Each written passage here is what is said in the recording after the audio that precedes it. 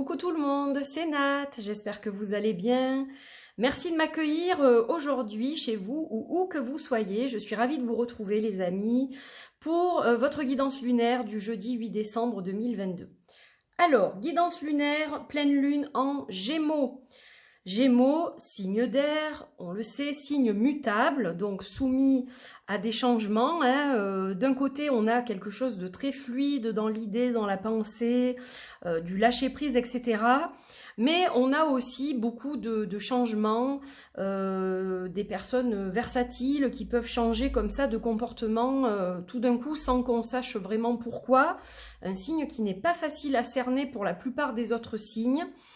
Mais un signe très sociable, très sensible et qui a beaucoup d'idées en fait. Donc les Gémeaux, signe mutable, la lune, pleine lune en Gémeaux, donc la récolte, qu'est-ce qu'on va récolter en termes d'idées, en termes de projets, de pensées, etc. On va regarder tout ça avec cette guidance lunaire.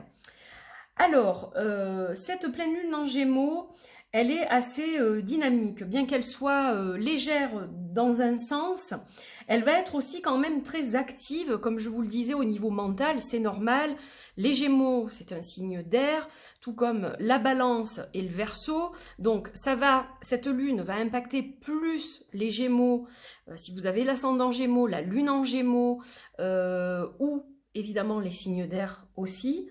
Ça sera les signes les plus impactés par cette pleine lune. Elle est active donc au niveau mental, les idées fourmillent, parfois on se perd un peu justement, on va dans tous les sens. Alors, d'un côté, elle peut être très positive et très constructive parce qu'elle va stimuler justement les idées, le fait de réfléchir, de prévoir, de faire un plan, comme un plan, en fait, d'élaborer un plan dans sa tête, etc. Donc elle va être très stimulante dans un sens. On est curieux, on a envie de communiquer, d'aller vers les autres, de partager, d'échanger, etc. Mais elle peut avoir un revers. Comme je vous le disais, les Gémeaux, c'est un signe d'air, donc soumis à changement déjà au niveau de l'élément, et mutable. Donc on peut être d'un côté tout sourire et de l'autre côté, ça fait la tête. Et on peut justement, le vent peut tourner assez rapidement. C'est-à-dire que chez certaines personnes, cette envie justement de communiquer, etc., elle peut vite se transformer en chamaillerie, en dispute, en clash, parce que on n'est pas d'accord, etc. On sait qu'on a tort, mais on continue à argumenter jusqu'à ce qu'on fasse craquer finalement les autres. Donc on va parler évidemment de ne pas reconnaître ses torts, de mauvaise foi, toutes ces choses-là. Donc elle est à double tranchant, je dirais. Voilà, un petit peu comme le signe. Pardonnez-moi mes Gémeaux, je sais que j'en ai qui me suivent. Et j'ai dans ma famille quelqu'un qui est Gémeaux aussi. J'ai une amie que j'aime énormément qui est Gémeaux. Donc voilà, surtout ne vous offusquez pas, s'il vous plaît. On a tous des défauts et des qualités et vous êtes des gens avec le cœur sur la main. Donc voilà, s'il vous plaît, ne m'en voulez pas. Alors, maintenant qu'on a fait ce petit point astrologique, donc je vais enlever les cartes pour qu'on puisse avoir de la place. On va, voilà, la sphère, on va la reculer un petit peu, voilà, que je puisse étaler les cartes. Alors, on va faire le tirage avec plusieurs jeux. Tout d'abord, le tarot vintage d'Alexander. J'ai oublié son nom de famille à ce brave homme. Ah, alors ça m'embête. Alors attendez, je vais prendre le Lenormand parce que sur le Lenormand c'est en français et je ne lis pas le russe. J'ai juste oublié le nom de famille. Voilà, Alexander Ray, j'en étais pas sûre. Donc on va travailler avec le tarot vintage d'Alexander Ray, donc qui est un tarot russe qui est absolument merveilleux et qui va m'accompagner cet hiver ainsi que toute l'année prochaine. Évidemment, il est tellement magnifique que je ne me lasse pas de ses illustrations.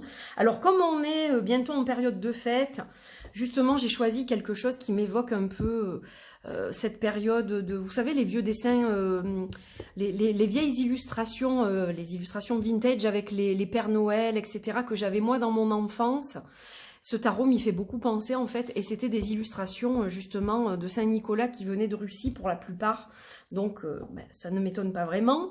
J'ai décidé de rester un petit peu dans le même esprit avec ce magnifique tarot, mais que j'utilise plus comme un oracle, qui est le tarot des anges gardiens, alors de Dorine Virtue, que bon, je n'apprécie pas plus que ça, hein, mais c'est pas elle qui a fait les illustrations, et je ne me sers pas du livret, donc voilà, je l'ai conservé, c'est un des rares de Dorine Virtue que j'ai conservé, d'ailleurs j'en ai peut-être 2 ou 3, pas plus, parce que ben voilà, j'aime beaucoup les images, et celui-ci je l'aime énormément, le tarot des anges gardiens, donc voilà, j'avais envie de l'utiliser pour compléter ce tirage, hein. On reste dans des illustrations voilà, qui sont vintage, et j'ai pensé que ça irait très très bien.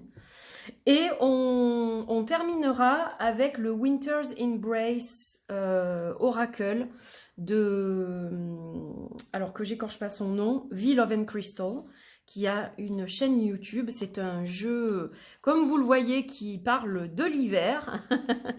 Voilà, donc je l'aime énormément et j'adore le retrouver toutes les années, ce magnifique jeu, dès que le mois de décembre arrive.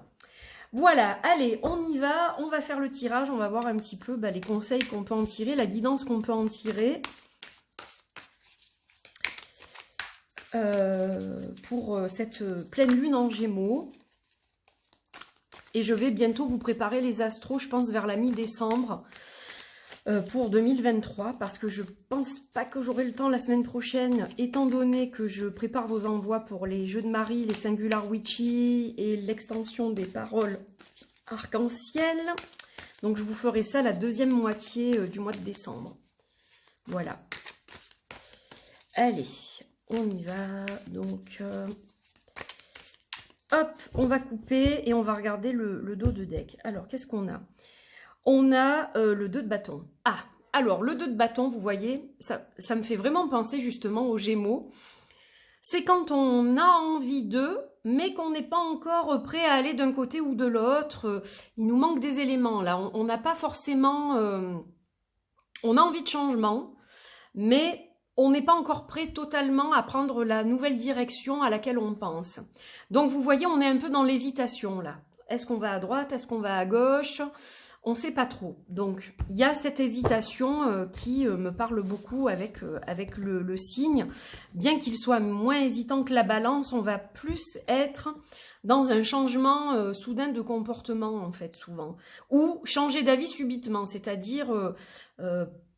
avoir décidé quelque chose et hop, tout d'un coup, on s'oriente vers complètement autre chose. Donc, ça surprend l'entourage. Ce sont des gens pleins de surprises. Alors, par contre, voilà, de ce côté-là, il reste surprenant. On n'a pas de routine, en fait. Hein. Allez, on va regarder ce que ça donne. Hop.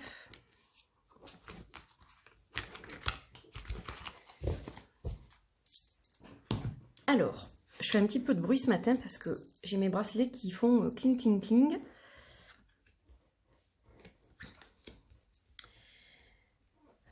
Alors, là, nous avons la carte du 4 des coupes. Donc, moi, je vois quand même un peu, justement, un côté blasé, un côté je m'ennuie. On voit qu'émotionnellement, c'est pas trop ça, en fait. C'est comme si un petit peu la coupe était pleine. Donc, c'est moyen, c'est mitigé. Il y a des choses qui ne vous conviennent pas, vous n'arrivez pas à vous réjouir. Alors, moi, ça me fait aussi penser à cette période que nous vivons actuellement où les gens n'arrivent pas forcément à se réjouir de la période des fêtes qui arrivent parce que au niveau voilà, de notre pays et au niveau mondial, c'est pas trop ça. Donc on a du mal à se plonger justement dans cette période pour la plupart des gens, du moins. Moi, c'est ce que j'entends, c'est les échos que j'en ai. Et on est un petit peu dans cette ambiance où, voilà, c'est mi-figue, mi-raisin, quelque part. Donc, bon. Alors, ensuite, on a cette carte-là qui est très spéciale parce qu'elle a été rajoutée au niveau du jeu. Elle n'est pas forcément positive.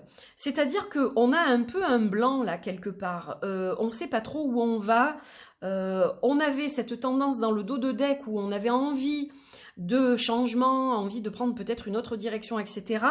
Mais on a l'impression qu'il y a des choses qui coincent là, hein, qu'il y a des choses qui bloquent finalement. Au niveau des émotions, c'est pas trop ça.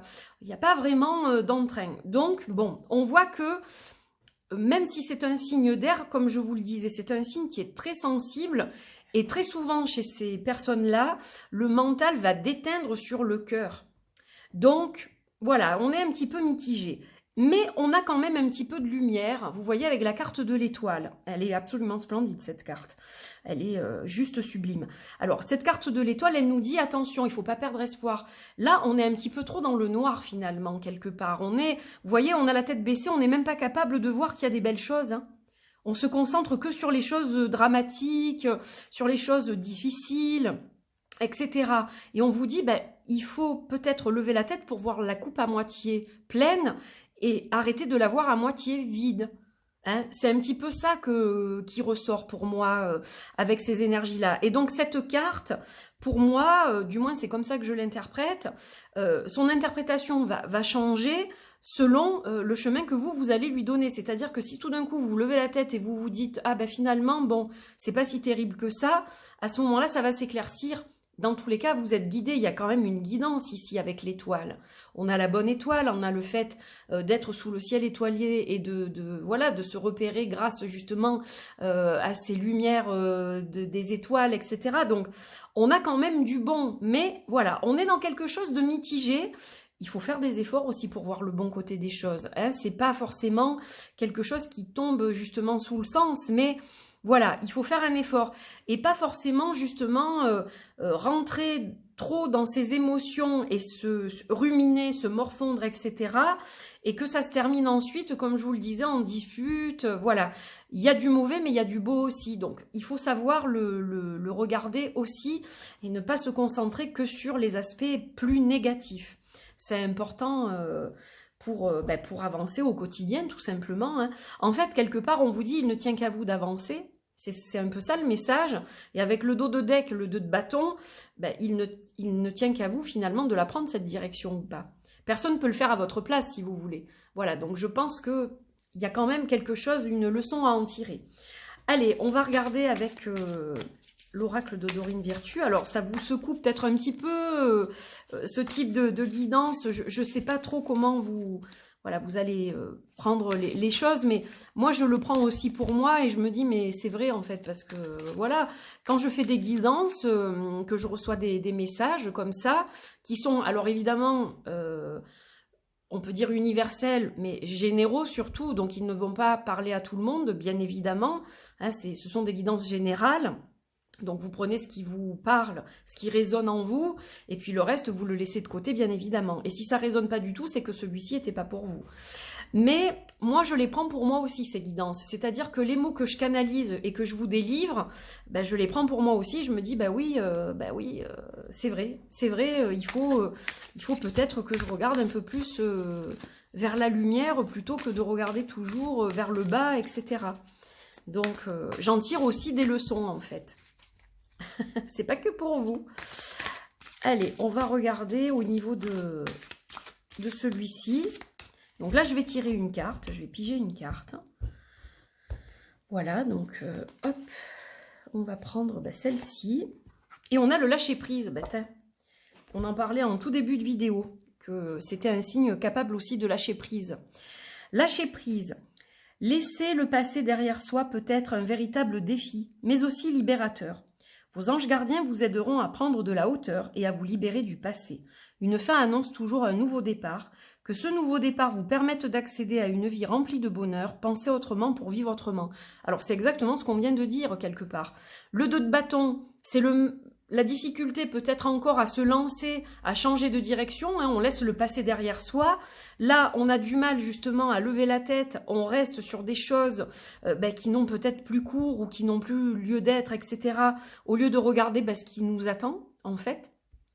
Donc voilà, hein, je pense que cette carte-là, alors je vais me permettre de la mettre ici, et je vais peut-être monter celle-ci, bien qu'il n'y ait pas grand-chose à voir sur celle-ci, mais on a quand même quelque chose de tout à fait juste, hein, pour moi, ça correspond parfaitement en termes d'énergie, on est vraiment là-dessus. Alors, pour éviter justement les clashs, les disputes, les querelles, se prendre le bec, etc., et rester sur ses positions comme ça, broyer pas du noir, mais broyer, oui, presque aussi du noir, mais surtout ruminer et grommeler, vous savez, dans sa barbe, là, surtout quand on sait qu'on n'a pas forcément raison, le lâcher-prise. Le lâcher-prise pour que le brouillard mental se dissipe et que vous arriviez à y voir plus clair et que vous puissiez prendre cette fameuse nouvelle direction et suivre le chemin des étoiles, hein, tout simplement. Voilà. Vous laissez guider vers ce qui est le mieux pour vous. Je pense que là, il y a le message le plus fort, c'est celui-ci. Allez, on va regarder la guidance, le conseil peut-être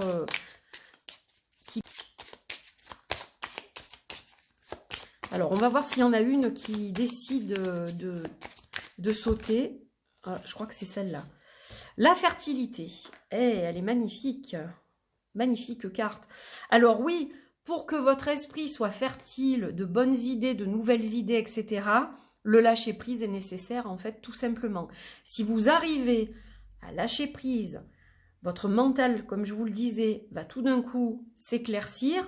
Vous allez voir la lumière et non plus l'ombre, et vous allez pouvoir avoir de nouvelles idées, de nouveaux projets qui vont donner quelque chose. Donc là, quelque part, la récolte, ça va être une récolte un peu d'idées pour que les plans soient ficelés du mieux possible pour le nouveau cycle qui démarrera un petit peu plus tard, que vous puissiez planter les bonnes graines et qu'elles soient fertiles. Même si c'est plus tard dans l'année. Parfois, il faut bien sûr plus d'un cycle pour élaborer quelque chose. Mais voilà, je pense que c'est assez juste et aligné à mon sens.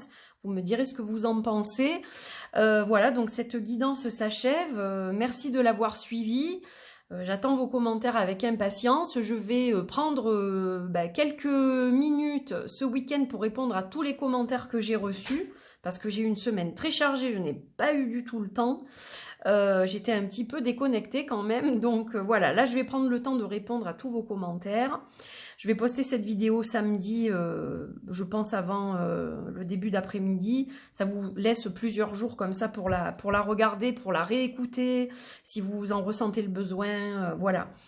Donc, si cette vidéo vous a plu, n'hésitez pas évidemment à liker, à partager, à commenter, comme je vous le disais, à vous abonner si vous n'êtes pas encore abonné à cette chaîne. C'est ça qui va me donner de la visibilité et qui va me permettre de continuer à vous proposer du contenu, voilà, de qualité, je l'espère. D'ici la prochaine vidéo, qu'est-ce que je peux vous souhaiter? Eh bien, que tout se passe bien, voilà, un bon week-end, un bon début de semaine, et puis on se retrouvera de toute façon pour d'autres vidéos. Je vais aussi vous poster une review demain dimanche, et puis je reviendrai probablement avec un vlog ou deux liés plus ou moins à la fin de l'année et aux fêtes, etc. Et comme d'habitude, le 24 décembre, le soir du réveillon, pour les gens qui sont seuls, isolés, malades, qui ne peuvent pas aller voir leurs proches ou qui sont tout simplement la plupart du temps très seuls, je posterai évidemment une vidéo aussi, comme tous les Noëls, pour vous accompagner, pour que vous puissiez avoir un peu de chaleur, un peu de compagnie, quelque chose de doux pour vous accompagner dans ces heures qui souvent sont assez tristes. Voilà, quand on se retrouve seul et que on n'est pas dans le partage, etc., alors que la plupart des gens le sont, c'est une période, je le sais, qui peut être difficile. Donc voilà, ça me fait toujours plaisir de passer ce petit moment avec vous aussi. Je vous fais des gros bisous et je vous dis à très bientôt pour de nouvelles aventures. Portez-vous bien. Bye bye.